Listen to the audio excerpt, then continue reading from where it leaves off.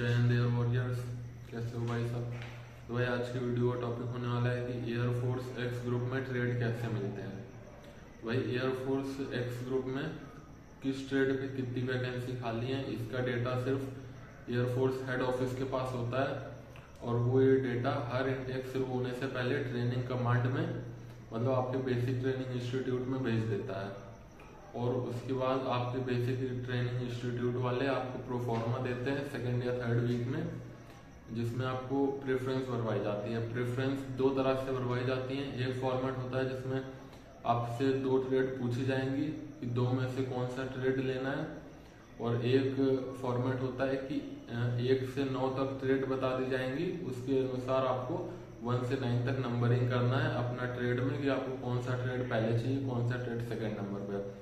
वैसे जो टॉप 10% होते हैं उनको चॉइस मिलती है उनके मनपसंद ट्रेड लेने का, बाकी सबको एयरफोर्स वाले अपनी तरफ से ट्रेड दे देते हैं।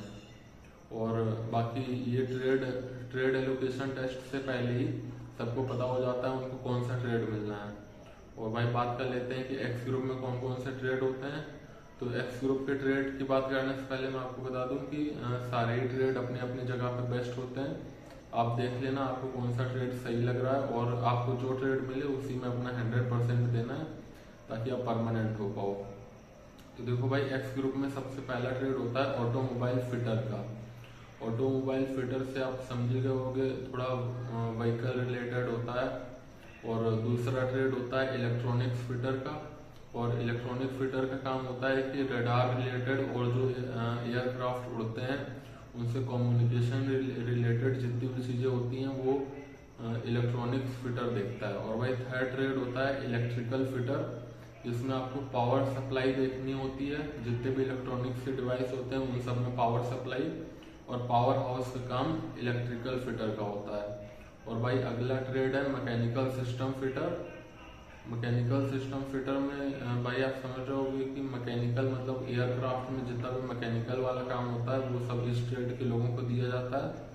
और अगला ट्रेड है स्ट्रक्चर फिटर, मतलब जितने भी एयरक्राफ्ट बनते हैं उनका स्ट्रक्चर देखने का काम स्ट्रक्चर फिटर का होता है और स्ट्रक्चर बनाने का काम स्ट्रक्चर फिटर का होता है।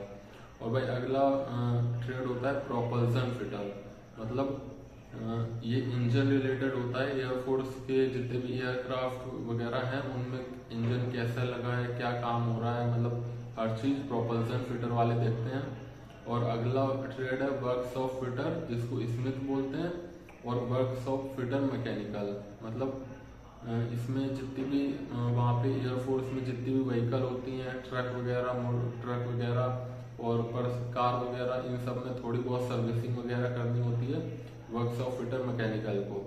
और अगला ट्रेड और आखिरी ट्रेड होता है भाई वेपन फिटर। वेपन फिटर वालों को जितनी भी वहाँ पे एयरफोर्स में गन वगैरह होती हैं उन सबको सही से रखना होता है, जितनी भी एयरफोर्स स्टेशन में गन होती हैं। और बाकी जितने एयरक्राफ्ट में गन या बॉम्ब वगैरह फिट होते हैं उन सबको वेपन फिटर फिट करता है।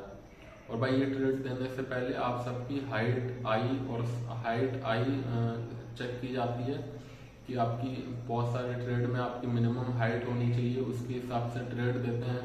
कुछ में आपकी आई 6x6 होनी चाहिए, उसके हिसाब से ट्रेड देते हैं।